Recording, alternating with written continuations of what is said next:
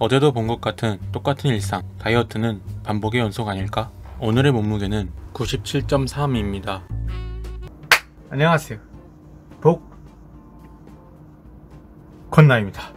일주일 동안 질문을 받았고 오늘 답변을 해드리는 날입니다. 이렇게 인사부터 드린 이유는 오늘 하루를 쫓아가면서 답변을 드려야 하는 부분도 있어요. 오늘 운동한 것과 먹은 것까지 다 보여드리도록 하겠습니다. 질문을 모아서 6가지로 나눠서 답변을 해드리도록 하겠습니다. 첫 번째 질문, 정확한 목표, 다이어트 종료는 어느 시점에 목표로 하는 BMI 체질량 지수가 있는가? 질문 2가지를 하나로 묶어놨는데 다이어트 종료 시점이 언제냐? 이거에 먼저 답변을 해드리자면 너무 간단합니다. 마이너스 70kg가 되는 몸무게 74kg가 제가 설정해 놓은 다이어트 종료 목표입니다. 그렇게 만들고 나면 유지어트로서 다시 시작을 하게 되는 거겠죠. 여기서 조금 더 들어가서 상세한 질문을 해주셨는데 목표로 한 BMI 지수가 있냐? 키도 안 재은 지 정말 오래됐고 BMI 지수를 알려면 체성분 검사를 해야 되죠. 다이어트를 해오면서 한 번도 하지 않았거든요. 그래서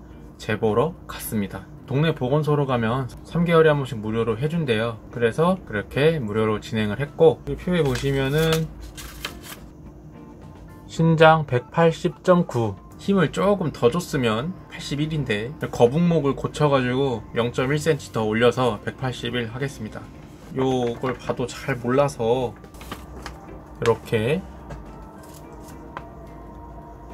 내장되어 있는 데이터로 이렇게 검사 결과를 써줬어요. 그나마 복부 지방률이 정상 범주에 들어와 있습니다. 너무 신기해요.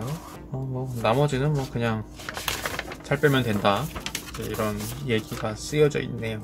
그래서 요거를 참고로 해서 제가 다음 주 중으로 헬스장에 방문을 할 겁니다. 그래서 체성분 검사 한 번 더 해볼 수 있다면은 거기서 또 해석까지 잘 해줄 테니까 2개를 비교한다 생각하고 참고를 하면은 더 알맞는 데이터가 되겠죠. 다시 질문으로 돌아와서 목표로 한 BMI 체질량 지수가 있는가? 없습니다. 하지만 감량에만 투자를 한다, 근데 무조건 이 체중만 내린다 라는 개념은 아닙니다. 건강하게 다이어트를 하자, 이런 마인드를 갖고 있기 때문에 체지방은 줄이면서 근력량을 올리려고 헬스장에 등록을 해서 헬스를 하려고 하는 겁니다. 1번 질문을 덧붙이자면, 여러분들도 그렇겠지만 정말 다이어트를 많이 해봤어요. 데이터 기반으로 뭔가를 하려고 하다 보니까 그거에 너무 압박이 들어오더라고요. 체중계를 바꿨는데 일부러 체성분 검사가 안 되는 체중계로 바꾼 겁니다. 이런 데이터나 수치를 너무 자주 접하게 되면 이미 체중만으로도 웃다가 울다가 하는데 너무 많은 데이터가 오게 되면 오히려 저는 혼동스러울 것 같더라고요. 그래서 좀 단순하게 가자, 대신 건강하게 무리한 다이어트 하지 말자, 요게 제가 생각하고 지금 행하고 있는 다이어트 방법입니다. 2번째 질문, 결혼해주세요. 에휴 언니 너무 진도가 빠르다, 연애부터 합시다. 3번째 질문, 요즘 운동에 투자하는 시간은 이전에 하던 맨몸 운동은 안 하는가? 3번도 답변을 2가지를 드려야 되는데 일단 맨몸 운동은 안 하는가? 여기에 대해서는 197일자 영상에 왜 맨몸 운동을 아직까지도 다시 시작하지 못하고 있는지가 명시가 되어 있습니다. 뭐냐면 여기 성문을 다쳤잖아요. 근데 이게 많이 돌아오고는 있지만 완벽하게 치유가 되려면은 4개월에서 6개월 정도 걸린다. 그렇다고 아예 안 쓰면 가동 범위가 줄어든다. 아프더라도 잘 조절하면서 쓸 수밖에 없다. 손은 무조건 쓸 수밖에 없기 때문에 회복이 느릴 수밖에 없는 거다. 그래서 현재로서는 맨몸 운동을 못하고 있는 건데, 헬스를 시작하게 되면 조절하면서 써야 될 것 같아요. 여전히 완벽하게 주먹을 쥘 수가 없지만 쓰면서 고쳐나가라고 의사선생님께서 말씀하시니까 그렇게 진행을 할 것 같고, 요즘 운동에 투자하는 시간은, 그래서 제가 며칠 전에 측정을 좀 해봤습니다. 오늘은 촬영을 했습니다. 평균 시간과 운동 코스는 어떻게 되는지 너무 지루하지 않게 빨리 감기를 하면서 보여드리도록 하겠습니다. 집을 나가면서 바로 시작입니다. 출발!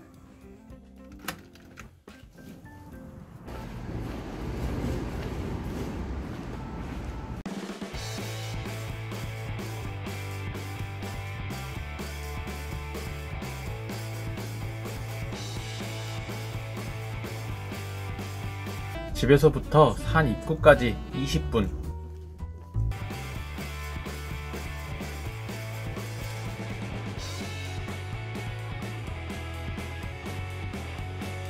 한 바퀴에 17분.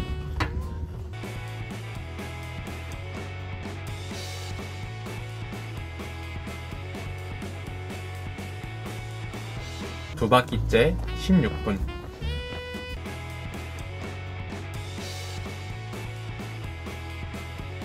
정상까지 9분.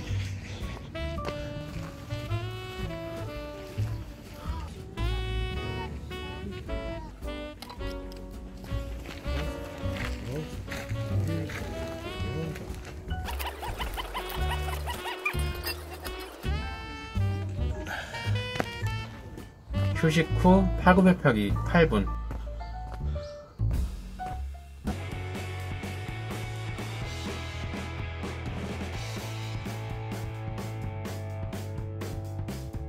산에서 완전히 빠져나오는데 14분.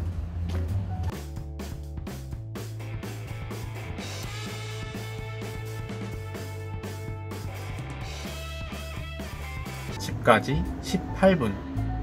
그래서 다 더하면 1시간 42분입니다. 평균 걸음 속도는 1시간 동안 5km를 갈 수 있는 속도로 걸었고, 제가 운동한 총 거리는 평균 8km입니다. 걷는 속도와 시간, 거리 따져봤을 때 얼추 맞아 떨어지죠. 이거를 하루 한 번 일주일 하고 있는 겁니다. 이제는 그것보다 더 많은 운동을 하기 위해서 다음 스텝으로 가려고 하고 있는 거고요. 자, 네 번째 질문. 정말 영상에 나오는 것만 먹고 버티는 건가? 아니죠. 이렇게 물도 마시죠. 농담이고요. 거의 맞습니다. 근데 영상에서 보여지지 않는 거는 이제 업로드가 다 되고 난 이후에 요 락토프리 우유를 하나 마셔줍니다. 이 이유는 간단한데, 제가 하고 있는 이 식단은 배고프지만 말자 방법입니다. 배가 고프지도 부르지도 않는, 조금 허하긴 한데 아무렇지도 않아, 약간 요런 상태예요. 일어나서 화장실 갔다가 체중 재고 바로 도시락 하나 먹습니다. 7시쯤 됐을 때 도시락 하나 더 먹습니다. 그리고 이제 잠자기 1시간에서 2시간 전 정도쯤에 요 락토프리 우유 한 팩을 마셔줍니다. 근데 저녁 도시락을 먹은 7시와 잠자기 요 사이에 텀이 생각보다 깁니다. 그럴 때 어떤 방법을 사용을 하냐? 콜라예요. 콜라도 마십니다. 제로 콜라. 어떡합니까? 너무 허기가지고 못 살겠는데.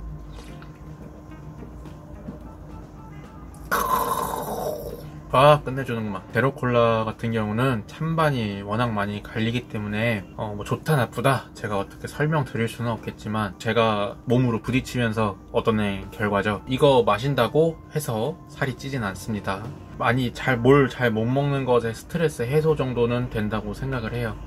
치즈도 먹을 때가 있어요. 하지만 제가 짜놓은 절대적인 섭취량 에서 크게 벗어나지 않으려고 합니다. 기본 골조는 도시락 2번, 우유 하나, 이렇게 구성을 짜놓은 거고, 사이사이에 너무 못 버티겠다 그럼 탄산수, 아니면 제로콜라, 치즈 하나나 둘, 그리고 이제 동그랗게 긴 치즈 있잖아요. 그런 것도 한 번씩 먹고 그러고 있습니다. 이렇게 다 합쳐야 하루에 먹는 칼로리가 한 1000칼로리 정도.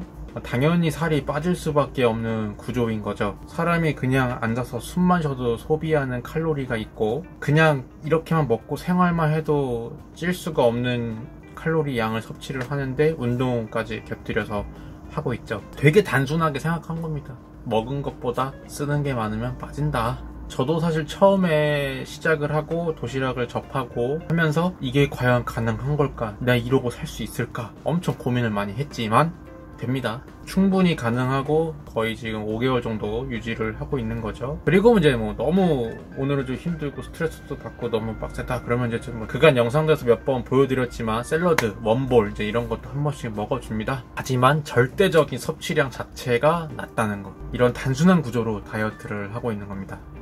그리고 제가 매번 이 도시락만 이렇게 보여줘서 조금 궁금해 하실 수도 있는데, 사실 제가 왜 안 보여드렸냐면 까먹는 걸 좋아해요. 제가 그래서 이게 맨 처음 도시락부터도 밥 먹고 반찬 먹고 안 했어요. 그냥 다 때려 넣어서 비벼서 이렇게 먹었거든요. 비벼 먹는 걸 워낙 좋아해서 저 경양식 돈가스도 쫙 잘라놓고 한 반절 먹고 나머지는 다 때려 넣고 비벼서 먹었거든요. 그래서 오늘은 밥을 어떻게 먹는지도 영상으로 살짝 찍어 보았습니다. 주의하실 게 있는데 식욕 감퇴가 오실 수 있습니다. 보통 이렇게 도시락을 데워서 체다 치즈를 한 장 이제 올릴 때가 있어요. 그래서 싹 녹이면서 그 위에다가 이제 반찬들을 이제 다 옮겨 담습니다. 그렇게 해서 이제 맛있게 비벼서 먹어주면 되는 겁니다.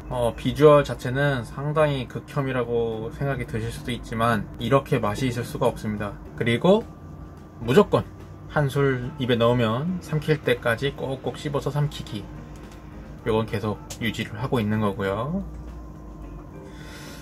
자, 식욕 감퇴 먹방 잘 보셨습니까? 이렇게 적은 양을 먹다 보니까 너무 아까워가지고 천천히 먹는 게 버릇이 들고 있어요. 평생 도시락을 먹을 건 아니기 때문에 천천히 먹는 습관을 들이는 거는 정말 좋다고 생각을 합니다. 그래서 정말 영상에 나오는 것만 먹고 버티는가 거의 80%는 맞다고 생각하시면 될 것 같습니다.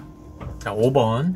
전업 다이어트라면 경제적인 문제는 어떻게 해결하고 있는가? 요걸 이야기하기 전에 저는 다이어트를 하기 위해서 직장을 때려치웠습니다. 엄청난 결심을 한 것이고 정말 인생의 마지막 다이어트 정말 한번 해보자 이런 각오로 일을 관두고 전업 다이어트가 된 겁니다. 왜냐? 칼퇴근할 수 있는 영역에 있는 직업이 아니었어요. 저는 영상 쪽 관련 일을 하기 때문에 같이 밥 먹고 사우나도 같이 가고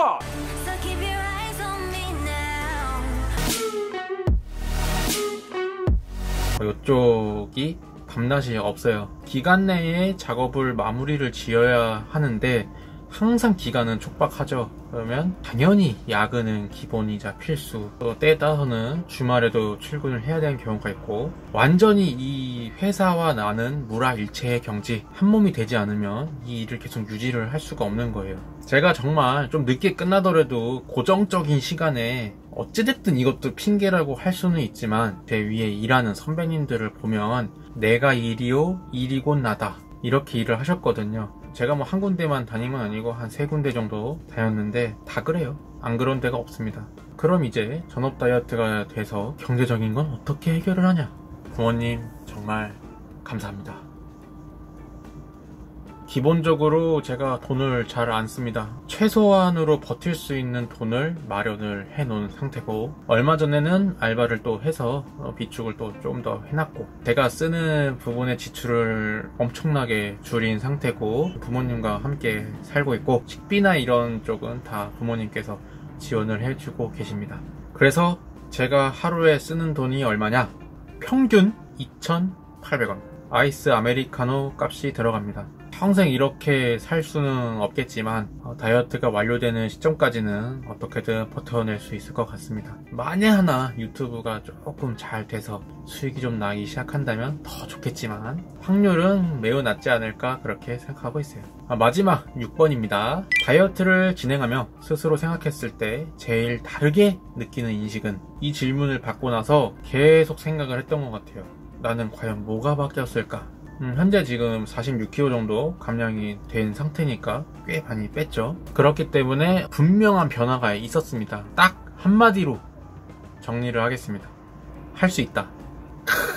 자신감이 붙기 시작하고 할 수 있다, 할 수 있겠다, 뭔가 이런 할 수 있다라는 자신감이 생겼어요. 디테일하게 발톱을 깎을 수가 있고 양말도 아무 무리 없이 신을 수가 있고 또 쪼그려 앉는 것도 아무런 부담감이 없고 두세 층 계단을 올라가는 것 정도도 아무런 문제가 없어요. 정말 사소한 거지만 이게 하나하나 쌓이다 보면 할 수 있다는 자신감이 계속 조금씩 쌓여 올라가는 것 같아요. 여러분들도 할 수 있습니다. 할 수 있다. 저도 하는데 왜 못하시겠습니까? 할 수 있다. 할 수 있다. 이게 가장 크게 바뀐 인식 중에 하나인 것 같습니다. 저도 제 스스로 막 언제 말씀을 드리긴 드려야 될 텐데 라고 생각했던 질문들을 해주셔서 약간 지루하게 느끼셨을 수도 있겠다는 생각을 했지만 오늘 같은 경우만큼은 말하는 걸 압축시키지 않고 꽉꽉 눌러 담아서 이야기를 한번 해보았습니다. 건강하게 마이너스 70kg 도달할 때까지 끝까지 열심히 하도록 하겠습니다. 그럼 오늘도 클리어.